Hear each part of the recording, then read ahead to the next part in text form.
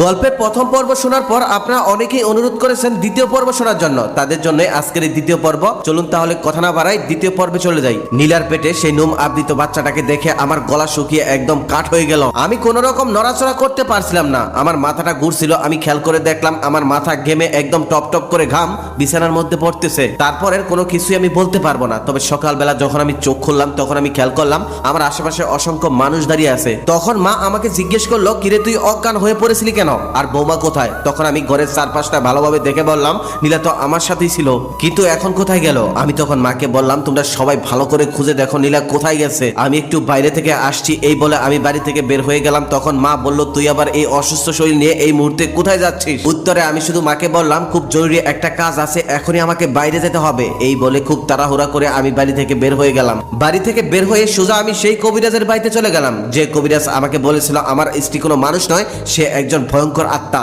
আমি যখন কবিরাজের বাড়িতে পৌঁছে গেলাম, কবিরাজ আমাকে দেখেই বলল, এত সকাল সকাল তুমি? কোনো বিপদ হলো না তো? আমি তখন কবিরাজকে বললাম, শুধু বিপদ নয়, অনেক বড় বিপদ। কবিরাজ সাহেব, আপনি যেমনটা বলেছেন তেমনটাই ঠিক। আমার স্ত্রী কোনো মানুষ নয়, সে একজন ভয়ঙ্কর আত্মা। আমি দেখেছি তার পা সাধারণ মানুষের মতো নয়, তার পা উল্টো। কিন্তু কবিরাজ সাহেব, আরো একটা ভয়ঙ্কর কথা আছে যা আপনাকে বলাই হয়নি। কবিরাজ তখন বলল, কি কথা? আমি তখন বললাম, কাল রাতে নীলার পেটে একটি বাচ্চা দেখেছি, যে বাচ্চাটির পুরো শরীর লোমে আবৃত, একদম শিম্পাঞ্জির মতো দেখতে। আমার এই কথাটা শোনার সাথে সাথে কবিরাজ সাহেব মাথায় হাত দিয়ে মাটিতে বসে পড়লো আর বলল, হায় হায়, এ কেমন বিপদ আসতে চলছে এই পৃথিবীতে। কবিরাজের কথা শুনে আমি আরো ঘাবড়ে গেলাম আর বললাম, এখন আমি কি করব আপনি দয়া করে বলে দিন। কবিরাজ তখন বলল, এখানে আমি কিছুই করতে বা বলতে পারবো না। এখানে যদি কিছু করতে পারে তাহলে একমাত্র আমার গুরু নমানি ওজাই পারবে। আমি তখন বললাম, তাহলে আর দেরি নয়, চলুন এখনই তাহলে আমরা দুজনে মিলে নমানি ওজার কাছে চলে যাই। কবিরাজ তখন তৎক্ষণাৎ আমাকে নিয়ে সেই নমানি ওজার কাছে চলে গেল। নমানি ওজা আমাকে দেখেই বলল, কি ব্যাপার, কোনো সমস্যা হয়েছে বচ্চ?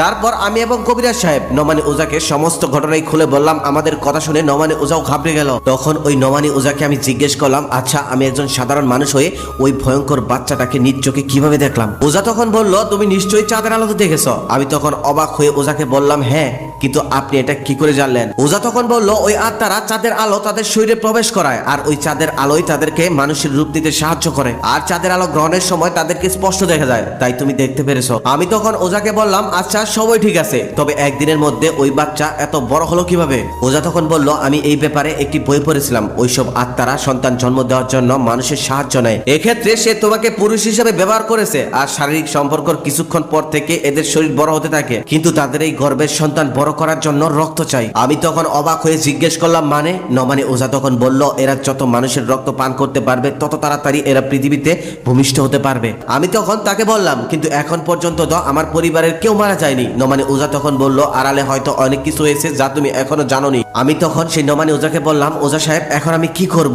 দয়া করে আপনি আমাকে সাহায্য করুন। ওজা তখন বলল, সবার আগে ওই আত্মার আস্থানা অর্থাৎ কোথায় থাকে সেটা খুঁজে বের করতে হবে। চলো প্রথমে তোমার সাথে তোমার বাড়িতে যাব, তারপর যাব জঙ্গলের সেই জায়গাটা যেখানে তোমাদের বিয়ের গাড়ি নষ্ট হয়েছিল।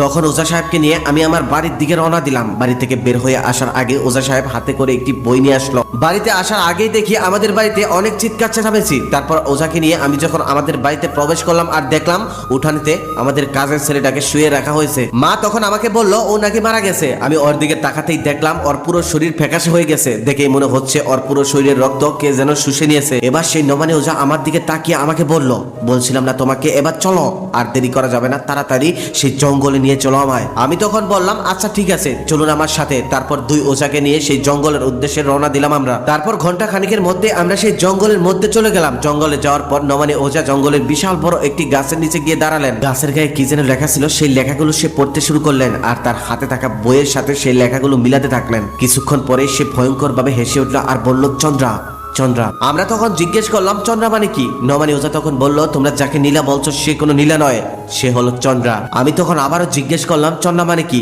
যখনই নমানি ওজা চন্দ্রা সম্পর্কে বলতে শুরু করলো তখনই ভয়ঙ্কর ঝড় শুরু হলো। নমানি ওজা তখন চিৎকার করে বলতে লাগলো, পালাও এখান থেকে, পালাও, চন্দ্রা এসে গেছে। আসলে এটি অনেক বড় একটি গল্প। গল্পের তৃতীয় পর্ব দেখতে চাইলে এই পর্বের লাইক কমেন্ট শেয়ার করে দিন, কেননা লাইক কমেন্ট শেয়ার করে দিলে আমি তৃতীয় পর্ব আপলোড দেওয়ার সাথে সাথে আপনার কাছে চলে যাবে। আর যারা প্রথম পর্ব দেখেননি তারা আইডিতে ঢুকে দেখে আসবেন। ধন্যবাদ সবাইকে। তৃতীয় পর্ব দেখতে চাইলে অবশ্যই কমেন্টের মাধ্যমে জানাবেন।